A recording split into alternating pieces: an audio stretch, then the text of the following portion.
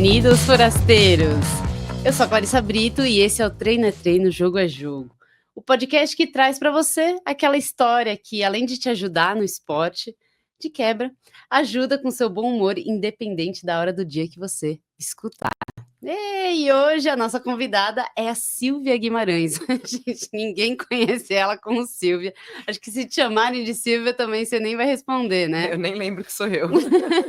Ela é a Chubi, ela é formada em educação, ela trabalha com educação formal e ao ar livre para crianças desde 2000, é pioneira na organização de corridas de aventura para crianças e adolescentes aqui no país, organizou e desenvolveu percursos nas maiores corridas de aventura no Brasil, é consultora e agente de viagens com foco em turismo ao ar livre, atleta de corrida de aventura por mais de 20 anos, com os maiores títulos nesse currículo do país e do mundo, e nos últimos anos ela vem competindo em várias modalidades de esportes ao ar livre, como canoa havaiana, MTB, rafting, ultramaratonas de montanha. Gente, tem muitos mais esportes que eu poderia colocar nessa lista dela, então bem-vinda, Chubi. Obrigada, Clarissa. Um prazer estar aqui com vocês. Adorei o nome do podcast, porque é algo que eu falo muito, na verdade, porque a vida é assim, né? Treino é treino, jogo é jogo. Jogo é jogo. E me fala uma coisa, por que você escolheu a corrida de aventura como esporte? Na verdade, a corrida de aventura foi quase meu primeiro esporte, né? Eu sempre fiz muito esporte desde pequena. Natação foi, assim, meu primeiro esporte competitivo de moleca. Então eu comecei a... Então, natação tá na minha vida a vida inteira, né? Então, pequena em piscina, já com uns 15, 16 anos eu comecei a fazer águas abertas, né? Então eu sempre fui uma criança meio, assim, hiperativa, sim, sou até hoje, não só criança. Sou até hoje. Mas eu sempre fui muito exploradora, assim, você conversa com meus pais, eles falam que eu parecia uma índia quando eu era pequena, que eu sempre queria, tipo, andar nos lugares, andar nas pedras, na praia, na fazenda, então eu sempre fui uma pessoa muito de explorar mesmo os lugares e do esporte, né? Então eu já fui para águas abertas, e aí em 98, um pouco antes de 98, eu tinha visto uma matéria do Eco Challenge, numa revista Outside, americana. Tinha voltado de viagem, né? Era uma época que a gente comprava muita revista, né? Não tinha tanta internet, enfim. E eu via tudo nas revistas, né? Mesmo na época do triatlo, a gente esperava para ver os resultados, as fotos das provas nas revistas, né? E eu vi essa prova e falei, gente, que prova legal, né? Eu não tinha nem entendido. Eu vi assim, eles faziam rafting, eles pedalavam, velejavam, eu nem lembro direito o que era, tudo que envolvia. Isso que eu ia te falar para você explicar para o pessoal que tá ouvindo, que tá assistindo. Eu vou explicar. Aí eu vi essa coisa e falei, gente, mas que legal essa corrida, que eu não entendi como funciona, mas faz um monte de coisa legal, né? Deixa eu procurar isso. E aí, no ano seguinte, eu fiquei sabendo que ia ter a primeira corrida de aventura no Brasil, que foi o EMA 98. Né? E então, corrida de aventura é um esporte em equipe, então pode ser equipe duplas, trios, quartetos, quintetos. Antigamente era no mínimo uma mulher por equipe, né? Essa era a regra, antes de aparecer a equipe Atena, que foi a equipe que eu formei depois.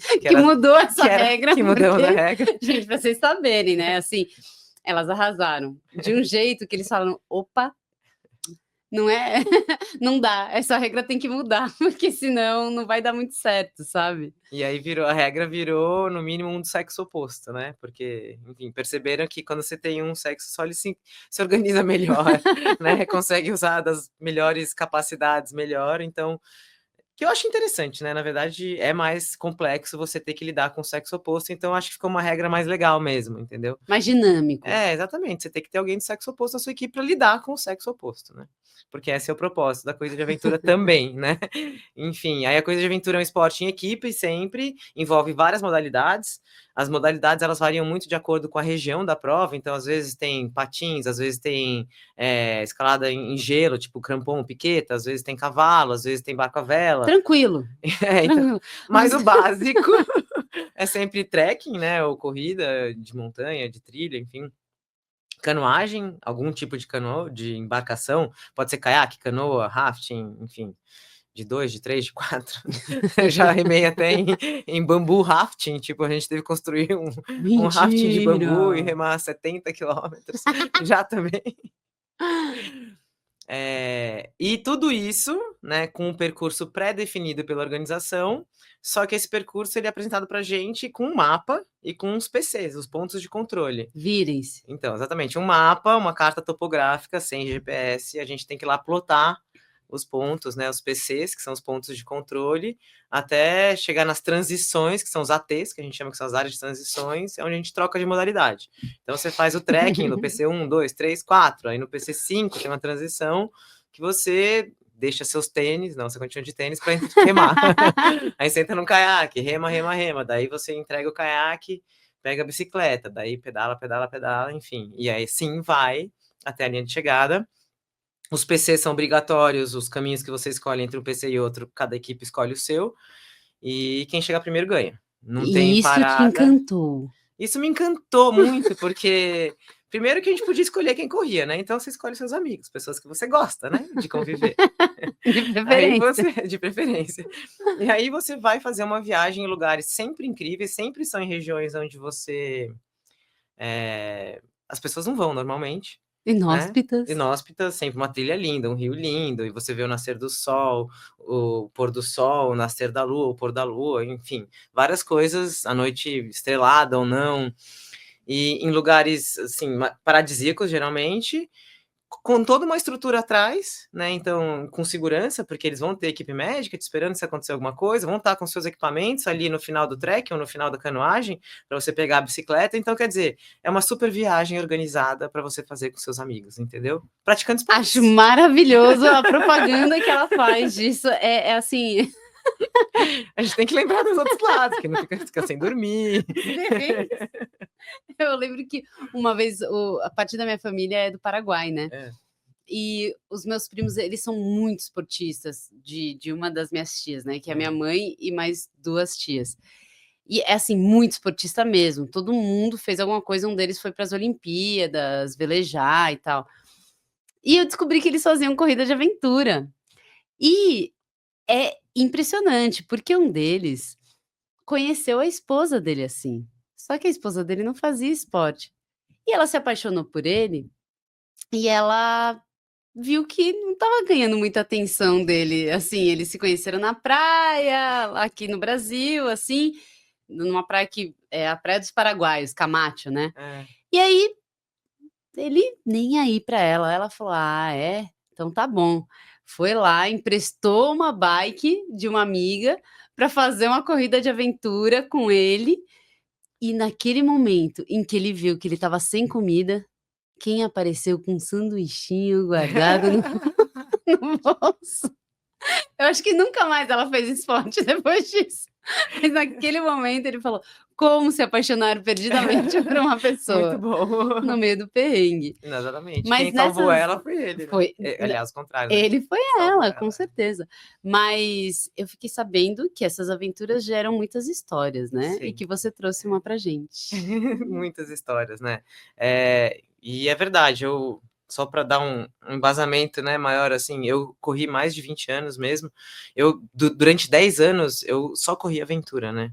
E parei até de trabalhar, fazia alguns cursos, virei instrutora da Outerbound e tal.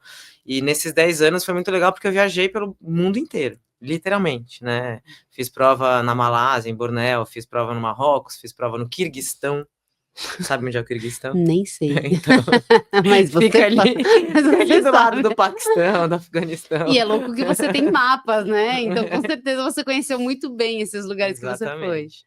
E aí eu fiz uma prova no Vietnã também, uma das provas mais legais, assim, se me perguntam hoje em dia qual foi a prova mais legal que você já fez nesse mundo, né, óbvio que a prova mais legal tem a ver com as pessoas que você estava, com o resultado da prova, com o lugar e com os percursos, né, com o percurso em si. E essa prova foi uma das mais legais disparado, que foi no Vietnã. E aí essa corrida foi no Vietnã em 2002. E faz tempo. Era tudo mato. Acho que ainda é. Nesses lugares que a gente passou deve ser ainda. Eu acho que não deve ter mudado muito. Mas foi uma prova de 1.000 quilômetros no Vietnã. A gente foi com uma equipe de 5 pessoas. Nessa época eram 5 pessoas, não sei porquê. Enfim, mas era o que a gente recebia de briefing. A gente montou uma equipe, chamava EMA Brasil na época, com o Alexandre Freitas, que foi quem trouxe a corrida de aventura para o Brasil. né? Ele que trouxe primeiros EMAs, enfim, que apresentou, investiu, né, nesse Aham. esporte aqui no Brasil. E o Zé Pupo, que hoje é meu sócio no acampamento de aventura, quem trouxe o rafting para o Brasil também, né? Todos os pioneiros aqui de muitas aventuras aqui. A Parece que gente você vai tá falando de entregando a idade, pessoas né? de, né, milhões de anos, assim. Mas, né, do começo dos esportes mesmo, radicais no Brasil. Enfim, foi uma prova muito legal, 1.000 quilômetros, né? Então durou bastante. Ela largou lá no noroeste do Vietnã, perto da fronteira com a China, e foi cruzando o norte do Vietnã até chegar em Halong Bay. Enfim, né, a gente largou no primeiro dia numas plantações de arroz, bem típico vietnamita, assim, um ambiente bem vietnamita mesmo. Enfim, fomos andando. A gente era um bando de ET naquela região, porque é uma região onde tem muito pouco turista. Muito, muito, muito pouco. Então eles não estão acostumados a ver gente como a gente, Aham. né? Então é muito só uma região muito fechada, não falam nada além da língua dialeto deles, né, em nenhum lugar que a gente passou. Então, todos os lugares que a gente chegava, eles ficavam muito curiosos, chegavam perto, ficavam pegando nosso cabelo, na nossa mão, assim, era muito louco, né? Imagina, chegava um monte de gente fantasiada, headlamp, roupa colorida, mochila, que brilha, né? Enfim. E aí, enfim, prova longa, a gente já estava lá para o 5º dia de prova, e 2 dos nossos companheiros, né, da equipe, a Karina e o Ale, estavam bem desidratados, bem desidratados. E a gente andava em lugares onde realmente não tinha nada, assim, de recurso, né, porque corrida de aventura, dependendo de você faz a prova, a gente sempre leva dinheiro na corrida de aventura, né, porque você passa num vilarejo, num lugar, você pode comprar comida, Uhum. né, em barzinhos, enfim, você sempre Vai encontra de alguma você. coisa. É, né, depende de onde a gente tá. Lá era uma Uhum. região onde não tinha quase nada. Essa história tem muita gente que duvida, né, mas tudo bem. Mas ela é verdade, eu juro por Deus que é verdade. E a gente estava nesse trecho de um trekking de uns 120 quilômetros, então era bem longo, no meio da noite, passando por umas casinhas, assim, e numa trilha, single track mesmo, eram quilômetros, a prova que eu mais andei em single tracks na vida, assim, single track, para explicar, é trilhinha mesmo, trilha de uma roda só, não Passa passa. uma única pessoa, Passa uma né? única roda, uma única pessoa, uma única roda, um único cavalo, uma única vaca ou bicicleta. Tanto que foi um dos maiores mountain bikes em single tracks que eu já fiz na minha vida, foi no Vietnã. A gente fazia pedais de mais de 85 quilômetros só em single track, assim, porque Caraca. essa região, ela só tem trilha, não tem estradas. Não existem estradas, né? Então o meio de locomoção é cavalo e burrico levando as coisas mesmo. Enfim. E a gente estava nessas trilhinhas, e aí a gente já batendo lata, de repente a gente olha uma casinha de pau a pique, né, de barro mesmo, né, não chamava pau a pique no Vietnã, mas como se fosse no Brasil, Aham. era esse o material que ela era feita. E a gente vê uma Coca-Cola, assim, tipo, no buraco da casa, a gente fala: "Nossa, Coca, Coca, Coca, a gente precisa de Coca-Cola", desesperadamente, vamos pedir ajuda nessa casa. A gente vai lá e, né, meio que chega na porta, assim, nem tinha porta direito, e sai um casal de senhores, e a gente, na mímica, vai pedindo ajuda. A gente fala: "Não, a gente precisa descansar, a gente precisa da coca, quanto custa?". Finge que vai dormir, a gente fala comer, a gente comia muito noodles, né, que lá tem muito noodles, com ovo frito, porque ovo a gente conseguia imitar a galinha botando um ovo, aí, né, fingia. Cococó. Aham, Coca-Cola, ovo, comeu ovo, tal, a gente precisa comer ovo, tem ovo, a gente tinha dinheiro também. Aí a gente se comunicou com ele dizendo que, enfim, aí a senhorinha tirou os filhos da cama, que eram umas camas de palha, né, madeira e palha, e eles ajudaram a fazer um fogo pra gente cozinhar os ovos, que eles tinham as galinhas no fundo da casa. Começaram a fazer os ovos, tal, e a gente foi dormir. Ela pegava nosso pé, assim, tirava o tênis, fazia massagem, cuidou da gente como se a gente Ah, fosse, assim, pessoas, assim, especiais. família. Família, assim, tirou os meninos da cama, botou a gente lá, fez massagem no pé. Aí na casa tinha um reloginho de ponteiro, assim, a gente explicou pra eles na mímica que a gente queria que eles acordassem a gente às 4h30 da manhã, uma coisa assim, não vou lembrar exatamente o horário, mas a gente mostrou uns ponteiros, tipo assim, ó, quando esse chegar aqui, vocês acordam a gente, tá? Daí eles, tá bom. A gente dormiu, eles acordaram a gente na hora combinada, tinham cozinhado os ovos já pra gente, já tinha até um chazinho ali pra gente. A gente comeu os ovos, tomou um chazinho, tiramos umas fotos e a gente pediu o endereço deles. Tudo na mímica, assim, né? Carta, pra mandar uma carta, foto, porque a gente tirou foto com a câmera, né? Eram câmeras grandes na época, a prova d'água, né? Com um rolo de filme, porque não Aham. era digital ainda. E aí eles abriram um baú, dentro do baú tiraram uma pasta, dentro da pasta tiraram óculinhos e uma outra carta, copiaram num pedaço de papel, o endereço estava nessa outra carta, né, com óculos ali, que eles devem usar o óculos uma vez por ano, e olhe lá, para escrever alguma coisa nesse lugar onde eles estavam, eles não, né, não leem, não escrevem, enfim. A gente anotou num papelzinho, guardou no porta-mapa, né? Quando a gente faz coisa de aventura, a gente tem um porta-mapa que é como se fosse um saco estanque, transparente, onde fica o mapa que a gente vai orientando a prova inteira. A gente guardou dentro do porta-mapa o papelzinho com o endereço deles. E aí, tiramos mais fotos na hora de ir embora. Ela, na hora da gente ir embora, ela abraçava cada um de nós. Com muito amor. Ela abraçava e cheirava a gente, assim, ó. Tipo, parecia que ela queria realmente guardar aquele cheiro nosso, que não devia ser o melhor. Não Depois de uns garanto 5 dias de nada. prova. E abraçava a gente e tal. Foi super emocionante esse momento. A gente tirou mais uma foto na frente da casa, assim, com ela, né? Nós 5 e ela. Foi até o tiozinho que tirou. E aí a gente foi embora. A gente foi embora, o Zé não parava de chorar. Não parava de chorar. Ele chorou umas 2 horas seguidas, assim, depois, muito emocionado. E a gente foi andando, faltava ainda mais que umas 10 horas de trekking, naquele trekking ainda. E a gente foi andando e o tempo todo a gente achava que tinha alguém com a gente. O tempo todo a gente achava que tinha alguém com a gente. E a gente olhava pra trás, sabe? Tipo, nossa, parece que tem alguém aqui. Não, não tem. A gente fica, nossa, parece que tem alguém aqui. Não, não tem. Enfim, a gente chegou na transição, que era pra uma canoagem. A gente foi, né, se organizar. O Zé foi tirar o papel do porta-mapa e não tava lá. Dele entrou em Sumiu. pânico. Entrou em pânico. Ele ficou, nossa, não acredito. Perdi o papel, perdi o papel. Chorou mais um pouquinho, desesperado, porque tinha sido tão importante. As pessoas que a gente conheceu, que a gente nunca mais vai encontrar eles. Como que a gente vai encontrar eles? A gente tinha que mandar uma foto pra eles, que não sei o quê. E ficamos lá, né? Tipo, e ele procuramos. Enfim, o papel não existiu. Sumiu. Enfim. Superamos e seguimos a corrida, tal. Voltamos para o Brasil. E quando a gente chega no Brasil, a gente foi revelar todos os filmes. E aí, quando a gente viu as fotos, os senhores e a senhora não estão nas fotos. Como não estão? Não estão nas fotos. A gente tem a foto e as pessoas não estão na foto. Tem um espaço, assim, entre nós, eles não estão nas fotos. Tipo, a gente tem foto dos adolescentes fazendo ovo pra gente, a gente tem foto da gente dentro da casa, mas esse casal de velhinhos não estão nas nossas fotos. Então, tipo, algo aconteceu, a gente esteve nesse lugar, mas essas pessoas eu não sei se elas existiam. E eu tenho plena certeza, porque eu lembro, assim, tipo, eu lembro da cara dela. Enfim, é uma história que eu sempre conto no acampamento, inclusive eu tenho acampamento de férias, né? Eu sempre conto para as crianças. Elas ficam, não, é mentira, você tá inventando, tia Chuva. Eu falo, não, é verdade. Eu vou trazer aqui os meus amigos. Pior que é, tem as fotos. Nossa, eu acho que eu deixava essa foto emoldurada pra sempre. Tá num livro, assim, eu sempre fazia as coisas de aventuras e eu imprimia tudo e contava as histórias nos álbuns, né, que eu construía, né, e tá lá. Mas é uma história muito louca, né, tipo, e acho que só a corrida de aventura leva a gente a esses tipos de extremos, assim, e experiências, né? Experiências, Eu não consigo explicar, duvido que você consiga. Se alguém quiser explicar, boa sorte, sei lá, mas te marca pra sempre, né? Ah, com certeza. E é uma história muito incrível, assim, porque eu não vivi sozinha, né? Na verdade, a gente tava em 5 pessoas ali. Eu tenho gente pra provar que não tava louca, que eu não tava estavam com a alucinando. gente e que viveram aquilo também. Mas, sei lá, eu até era mais cética com essas coisas antigamente. Hoje em dia eu sou muito mais espiritualizada, digamos assim, porque eu realmente acredito que coisas acontecem que a gente não sabe explicar, né?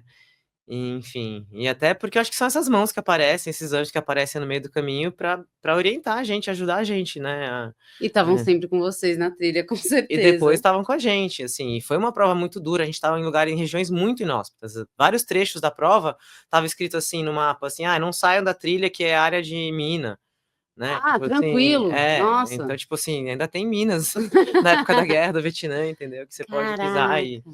Enfim, então não deixa de ser uns anjos que guiam a gente aí nas aventuras que a gente faz. E eu acho que quando a gente tá muito em contato com a natureza mesmo, fazendo esporte, assim, a gente consegue vibrar numa instância diferente. Entra no assim. flow, né? A gente tem uma conexão muito maior com a natureza, né? Mesmo a corrida de montanha, que é uma coisa que a gente tava falando, né? Eu migrei pra corrida de montanha hoje em dia. Faço muito mais coisa de montanha do que coisa de aventura. Faço uma ou outra coisa de aventura, mas porque é mais fácil na vida, né? Porque você não tem que fazer 70 sortes para se preparar. Mais barato, enfim, mais fácil de ter uma turma para fazer. Mas mesmo nas grandes provas, nas provas longas, tem isso, né? Tem uma conexão maior, né? Depois de um tempo de prova, você tá ali e você até enxerga melhor as Algo coisas da acontece. natureza, você sente os cheiros da natureza muito mais, entendeu? Você começa a perceber que vai chover, É. por exemplo, né? Eu tenho uma conexão muito forte, assim, depois que eu tô dentro de uma prova, depois de um tempo, toda vez que eu entro em prova, eu fico rezando pra passar, tipo, 4 horas. Porque depois de 4 horas, mais ou menos, aí é quando eu começo a ficar Gente, mais à isso é vontade. papo de louco, eu juro. Isso é papo de louco. Porque se juntar ela, a família dela, a minha família, e começar a falar aqui sobre as horas de esporte, É depois de tipo 4 isso. horas tá tudo certo. Ai, Começa a ficar bom. Chuva, eu amei a tua história, achei linda, linda mesmo. Mas eu tenho uma história para você também. Ai, quero ouvir. Lembrando Adoro. que as nossas histórias, elas a gente muda os nomes das pessoas para que fique anônimo, então Aham. pode se jogar nelas. Tá preparada? Tô. Adoro histórias. Pera. Antes da gente ir para a história desse episódio, eu quero conversar com vocês sobre as meias de compressão da Sigvaris Group. Se você gosta de esportes, bom, a linha Up é feita para você. Ela tem uma compressão média e vai servir para os seus treinos ou competições de corrida, de crossfit ou até para aquela caminhada. Ela é muito boa, vale a pena você dar uma olhada. Agora, se você está pensando em viagens, a Travena é a resposta perfeita. Ela tem uma compressão leve, o que vai te ajudar nas viagens de avião, nas viagens longas de carro, de ônibus. Então, chega de pé inchado, chega de sapato que não entra. A Travena vai te ajudar com isso. Agora, a gente tem uma novidade.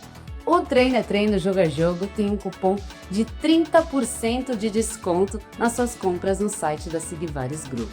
É só você ir no campo de cupom no final da sua compra e colocar TTJJ30. E aí você vai ter esses 30% de desconto. Bom, hein? TTJJ30 é o nosso cupom. Agora, vamos para nossa história? Bom, essa, Chubi, é a história do Luiz. Na época dessa história, o Luiz fazia algum tempo corridas de aventura já. E ele ia participar de uma seletiva para uma equipe de corrida de aventura. Então foram chamados muitos atletas e o Luiz foi chamado com um amigo, o Jeff. Só que a seletiva era toda em inglês, porque era para uma equipe gringa. Então, teve a parte de receber os mapas, como você falou, o briefing da prova, a parte de bike, a parte de corrida, e chegaram na parte que era a pé. E que daí você fazia um trekking e tinha que achar determinados pontos chaves, como Aham. você explicou para o pessoal, né, que é algo muito ligado à navegação. E na hora de explicarem como ia funcionar, eles disseram que os competidores tinham esses pontos que eles tinham que buscar, que eles teriam que ir atrás dos Fireflies. Fireflies. Isso. Hã. Que traduzindo literalmente são vagalumes. É. Então o Jeff, que falava muito mal inglês, ficou na cabeça que eles tinham que ir atrás dos vagalumes. Apesar disso não fazer muito sentido. E aqui vai a minha primeira pergunta para você. Se você não tivesse um inglês muito bom, só que você está no meio de gigantes, é matar ou morrer, porque você está disputando uma vaga em uma equipe de aventura da gringa, e isso é muito importante para você. Vem uma instrução dessas. Vocês têm que ir atrás de caçar vagalumes. O que você faria? Olha, eu primeiro você tem que entender de biologia bem. Na verdade, tem que ir atrás dos Fireflies. Eu ia atrás da onde tem muitas vagalumes, né, tipo assim, a gente sabe as regiões mais ou menos que tem vagalumes, né. Você iria atrás De algo, assim, com mas aí vagalumes. é, É. se for só essa, né, ou se não algum ponto que tenha muitas luzes, que pisquem, né, não o vagalume em si, né, coitado, né, vai ficar o vagalume voa, ele não fica parado quieto, né. Essa é a única parte que ele entendeu do briefing inteiro, então Entendeu? se apega aos vagalumes. Se pega os vagalumes, coitado, ele vai ficar dando voltas em círculos onde vagalume for, né, se ele encontrar um. Provavelmente deve ser algum ponto da região que eles estavam, que deveriam ter faróis ou piscas ou algumas coisas assim, né. Ou eles estavam usando, talvez, né, tinha que entender o resto do briefing, né. Agora eu tô tentando pensar, porque eu tô pensando aqui, eu já organizei muita corrida de aventura também, já corri muita corrida de aventura, né. Então, por que que eu falaria isso, né? Que eu daria, por que que eu daria uma dica dessa para os atletas numa corrida? Acho que provavelmente, se eles tivessem realmente algum ponto de referência, como se fosse um farol desses de ponta de praia, sabe? Que é para Que dá pra ver de qualquer lugar. que pisca, que você vê de qualquer lugar, ou alguma torre que tenha luzes piscantes, alguma região que tenha uma cerca com luzes piscantes. Eu provavelmente ia procurar algo com uma luz fixa piscante, não Não uma vai dar luz longe. que voa piscante. Sai voandinho por aí. Exatamente. Bom, Ou só se fosse algum lugar muito típico e conhecido na região, tipo assim, naquele mangue, todo fim de tarde tem muito tem vagalume. muito vagalume, né? E eu sei disso. Exatamente, tipo assim, mas se fosse algo que fosse famoso na região, porque senão, coitado dos atletas, né? Pra quê, Gente, né? tipo, Organização, pra quê? Era pra ser difícil, mas por exatamente. favor. Todo mundo saiu correndo com É. as cartas topográficas. E, para quem não sabe, são mapas detalhados que representam a superfície terrestre, incluindo relevo, elementos naturais e artificiais, tem informações como altitudes, distâncias, é isso, É né? isso, tem o rio, tem as cercas, tem portão, estradas, Então é trilhas, isso, tudo todo mundo marcado no saiu com trilho. É. a carta topográfica. Só que o Jeff voltou e pegou um saco plástico. E ninguém entendeu nada. O Luiz ficou olhando, falando: o que, que ele vai fazer com esse saco plástico? Mas também não teve uma alma viva que contestou ele, porque vai que, né? Tipo assim, cada um tem a sua estratégia Vai nessas que. corridas de aventura. Então eu tenho mais uma pergunta para você nesse ponto da nossa história.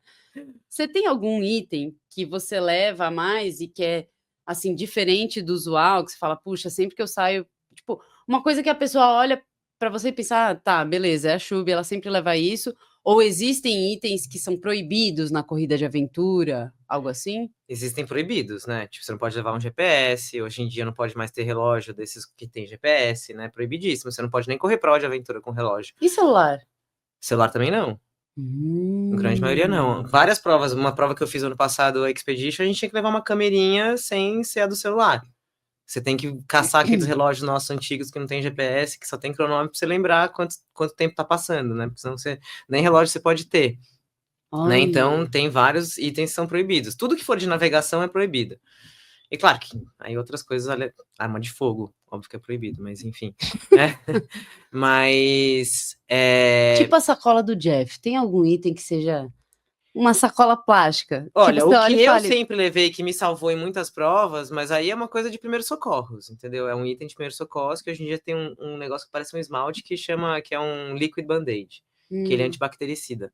Na prova, no último Eco Challenge em Fiji, que metade da prova teve infecção no sangue, porque realmente é uma região com muitas bactérias, e todo mundo pega infecção, eu não tive nada, nem infeccionou meus machucados, porque é um pincel que você passa em todos os arranhões e, tipo, parece que sela e te limpa. "Me lembra de Isso pegar com você depois". isso é maravilhoso, eu tenho em todos os lugares, eu tenho um em cada necessaire, eu tenho, tipo, salva para uma pessoa que se machuca muito, que é o meu caso.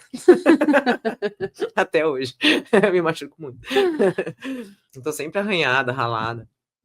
Mas eu levo isso, assim, eu sempre fui da teoria de o mínimo necessário, porque Você vai ter que é uma carregar. teoria do tipo assim, you don't have it, you don't need it. Tipo assim, você não tem, você não precisa. Ah, eu queria ter uma meia seca. Tipo, não, você não tem uma meia seca, então você não precisa de uma meia seca. Cria essa teoria que fica ótima na vida, assim, aliás, pra vida inteira, entendeu? Ah, eu queria ter um carrão. Ah, você não tem, então você não precisa de um carro, entendeu? Gostei da teoria pra vida. Pra vida, né? Você não tem, você não precisa. Meu, para de achar que você precisa de coisa que você não tem. Bom, enquanto isso, o Luiz, ele também saiu na fúria, né? É.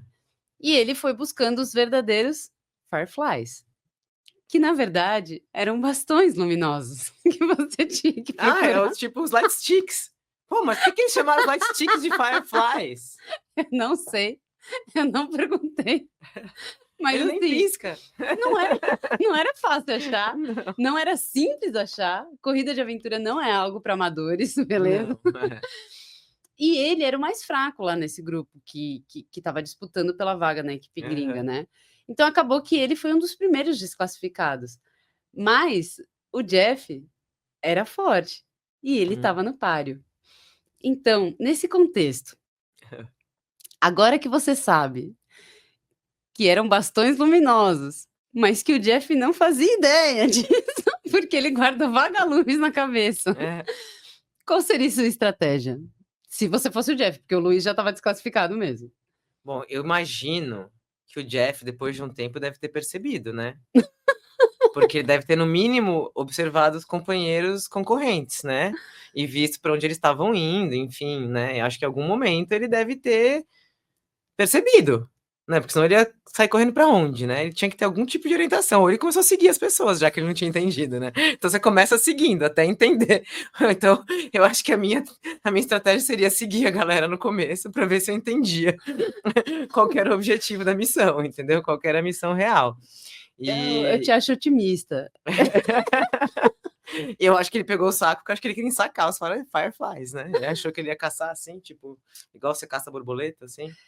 Bom, Chubi, todo mundo voltou pro lugar inicial com os bastões. É.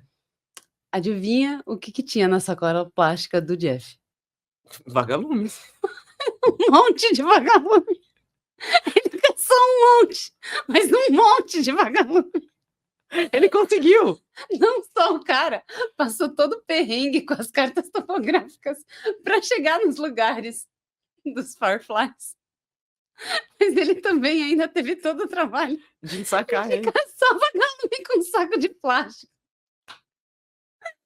Porque a única coisa que ele realmente entendeu da história toda era que tinha que caçar os benditos vagalumes, tadinho. Mas olha, se eu fosse organizadora, eu ia dar muitos pontos para ele. Eu acho que ele quase que podia ganhar a corrida. Isso, né? A gente já está chegando no final da nossa história e eu quero saber, você tem alguma consideração final sobre essa seletiva maravilhosa para essa equipe gringa e o nosso querido amigo Jeff?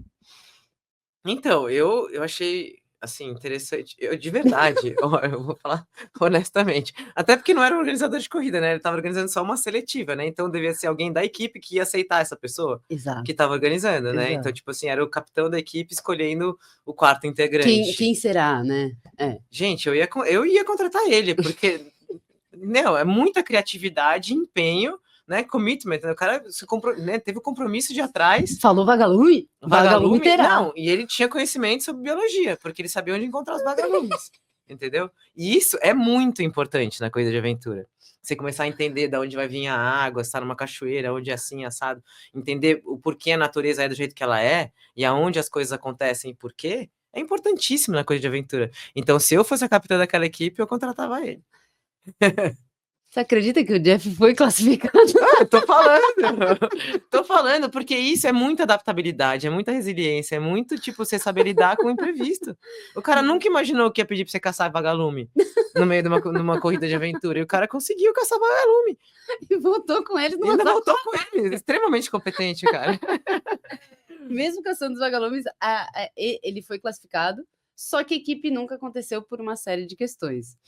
Mas tanto o Jeff quanto o Luiz, eles continuaram a fazer corridas de aventura por muito tempo e essa história ficou impregnada no Luiz, sempre que ele lembra, e ele fez muitas corridas de aventura, mas sempre que ele lembra de qualquer competição, ele lembra dessa seletiva e do seu querido Jeff com um saquinho de vagalumes voltando. E ainda entre os maiores competidores. Chubi, essa foi a nossa história de hoje. Eu espero que você tenha curtido e quero te agradecer muito pela presença no nosso Treino é Treino, Jogo é Jogo. Obrigado, adorei a história também. E obrigada por participar, por me chamar para participar.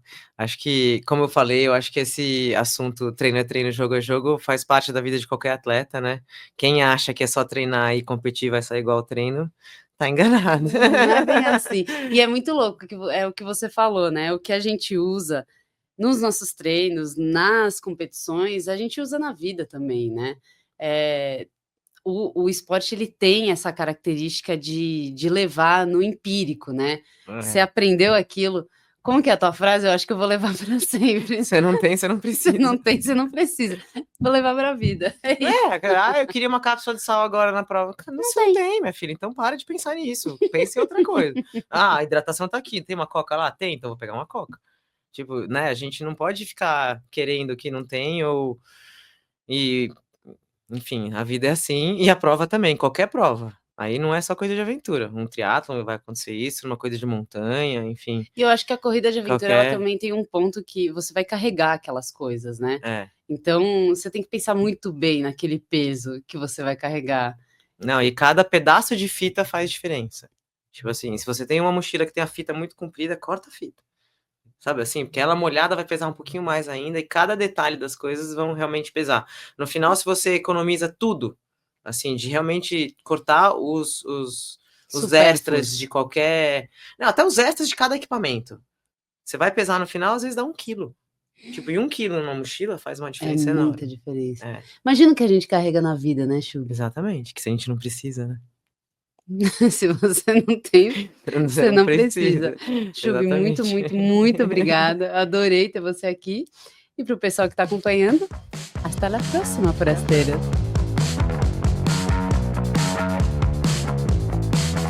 Este podcast é um patrocínio de Sigvaris Group. Nos dedicamos a ajudar as pessoas a sentirem o seu melhor, todos os dias. Goat Bike.